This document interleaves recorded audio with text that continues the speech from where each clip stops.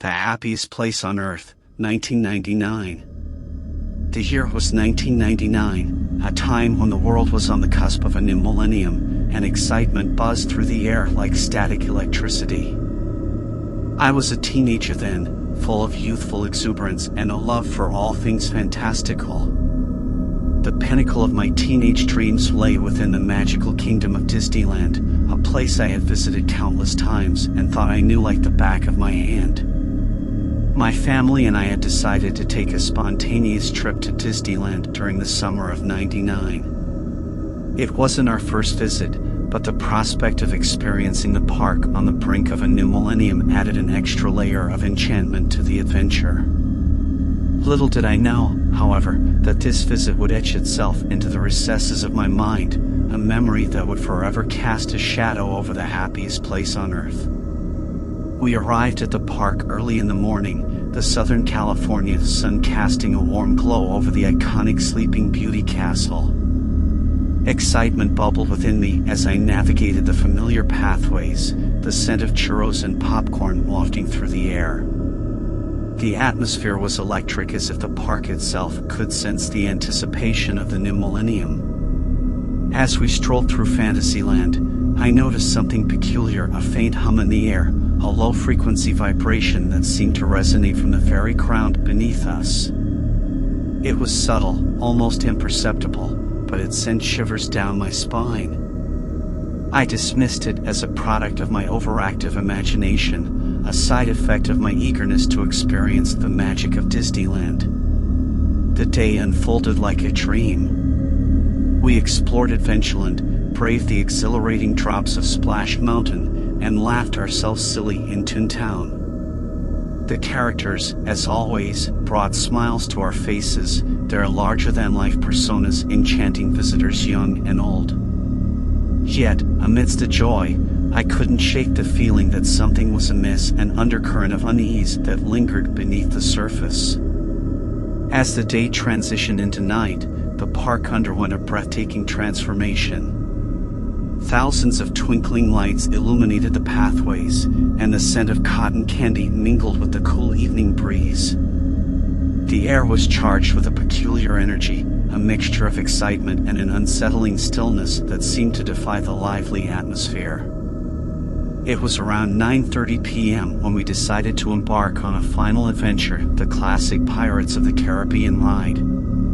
The line, surprisingly short for the time of day, snaked through the dimly lit caverns as we eagerly anticipated the swashbuckling journey that awaited us.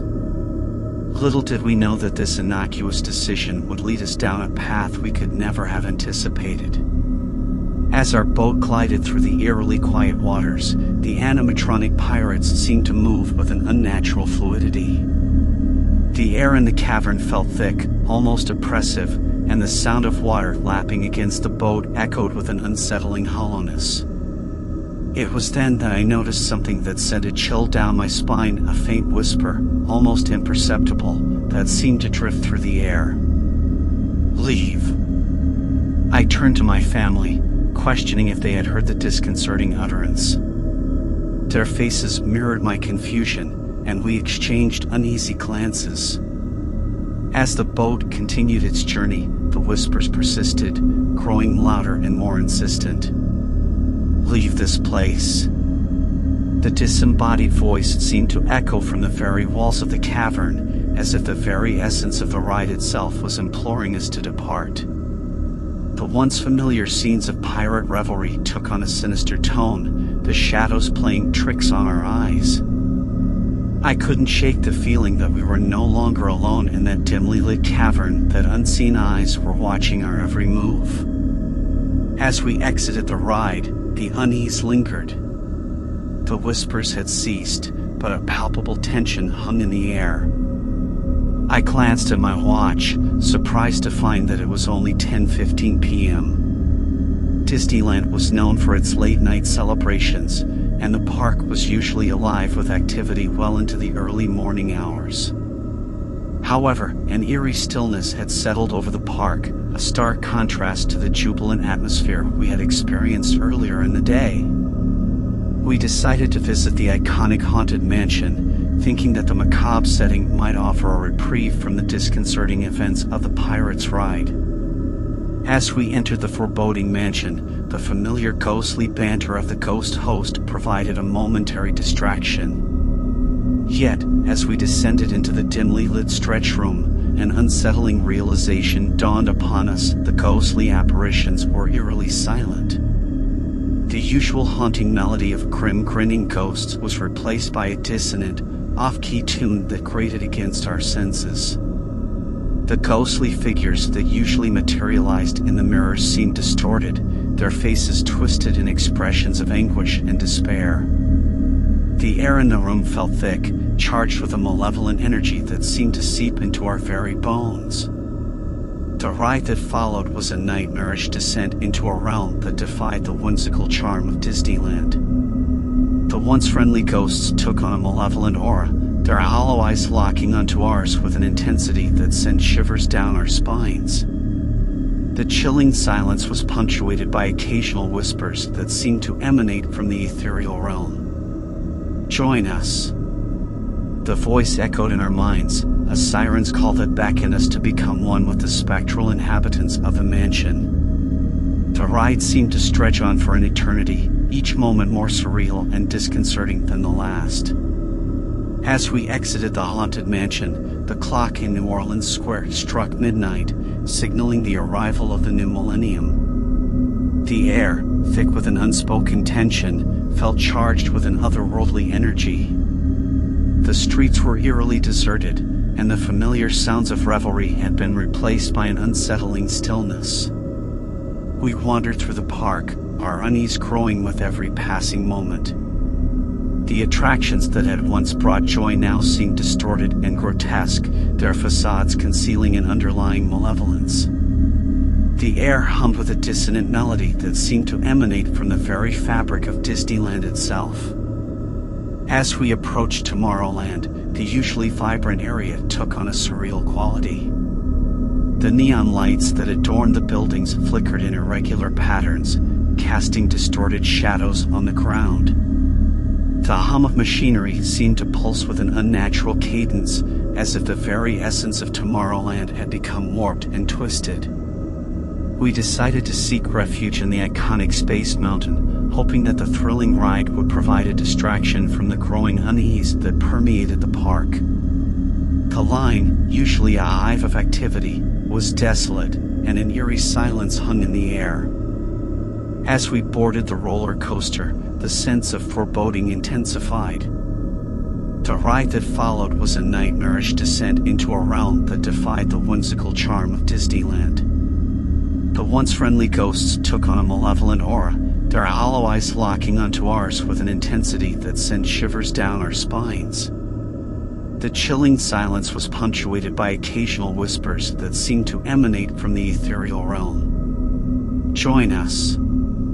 The voice echoed in our minds, a siren's call that beckoned us to become one with the spectral inhabitants of the mansion. The ride seemed to stretch on for an eternity, each moment more surreal and disconcerting than the last. As we exited the haunted mansion, the clock in New Orleans Square struck midnight, signaling the arrival of the new millennium. The air, thick with an unspoken tension, felt charged with an otherworldly energy. The streets were eerily deserted, and the familiar sounds of revelry had been replaced by an unsettling stillness. We wandered through the park, our unease growing with every passing moment. The attractions that had once brought joy now seemed distorted and grotesque, their facades concealing an underlying malevolence. The air hummed with a dissonant melody that seemed to emanate from the very fabric of Disneyland itself. As we approached Tomorrowland, the usually vibrant area took on a surreal quality. The neon lights that adorned the buildings flickered in irregular patterns, casting distorted shadows on the ground. The hum of machinery seemed to pulse with an unnatural cadence, as if the very essence of Tomorrowland had become warped and twisted. We decided to seek refuge in the iconic Space Mountain, hoping that the thrilling ride would provide a distraction from the growing unease that permeated the park. The line, usually a hive of activity, was desolate, and an eerie silence hung in the air. As we boarded the roller coaster, the sense of foreboding intensified. The ride began, and the darkness swallowed us whole as we hurtled through the cosmic void. Yet, the once exhilarating journey took on a nightmarish quality. The familiar twists and turns were replaced by disorienting spirals that seemed to defy the laws of physics. The pitch-black darkness was punctuated by unsettling flashes of distorted imagery, twisted constellations, grotesque alien creatures, and faces that contorted in agony. As the ride reached its climax, a blinding light engulfed us, and the dissonant hum reached a fever pitch.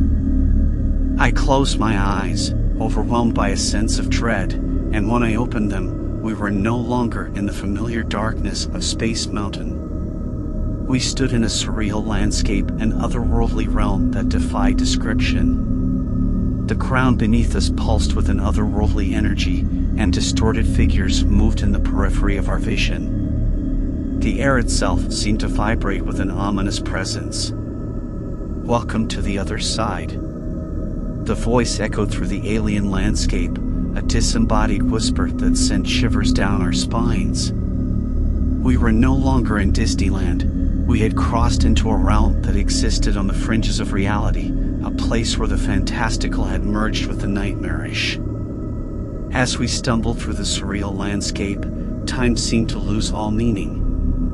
The dissonant hum that had accompanied us throughout the night reached a crescendo, reverberating through the very fabric of this strange realm. The twisted figures that lurked in the shadows seemed to watch our every move, their distorted features contorted in expressions of malevolent glee.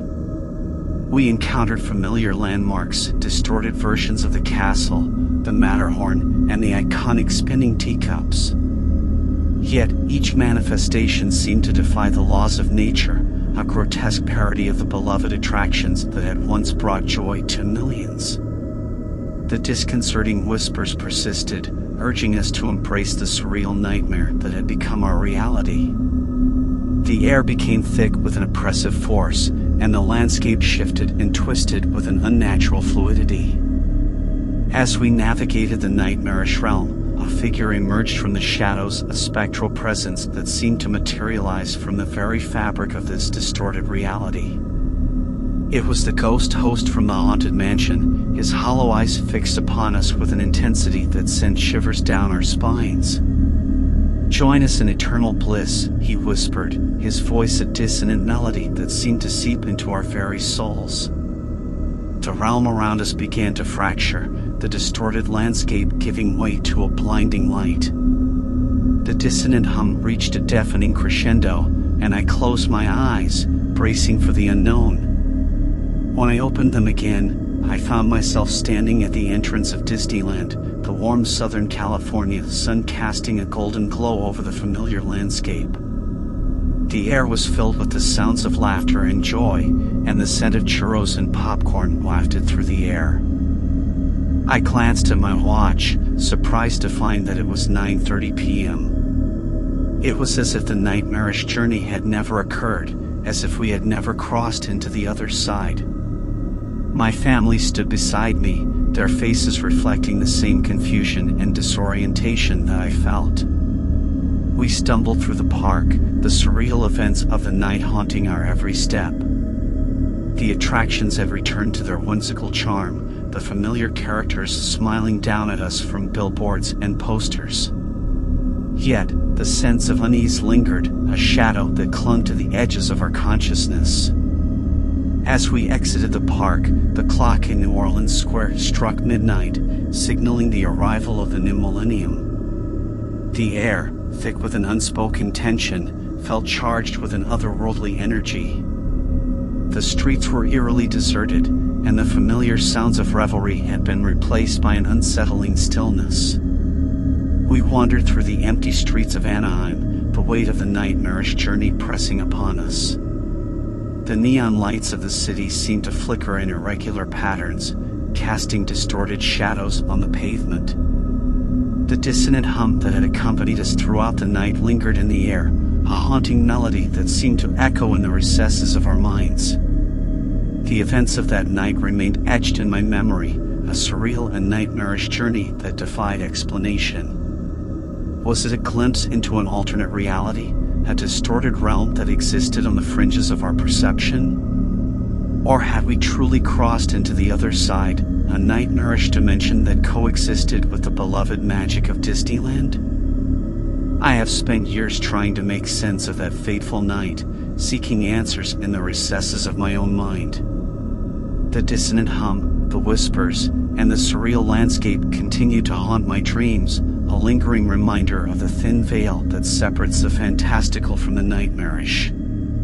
As the years have passed, I have come to accept that some mysteries are not meant to be unraveled, and that the line between reality and fantasy is more porous than we can fathom. The magic of Disneyland, once a source of joy and wonder, now carries a shadow, an indelible mark left by a night that defied the boundaries of imagination. So, as you step through the gates of Disneyland and embark on your own magical journey, remember that the happiest place on earth may harbor secrets that defy explanation. The neon lights may flicker in irregular patterns, and the familiar attractions may take on a surreal quality. And as the clock strikes midnight, signaling the arrival of a new day, be prepared for the possibility that you may glimpse the other side, a realm where the fantastical and the nightmarish coexist in a delicate dance, just beyond the reach of our understanding.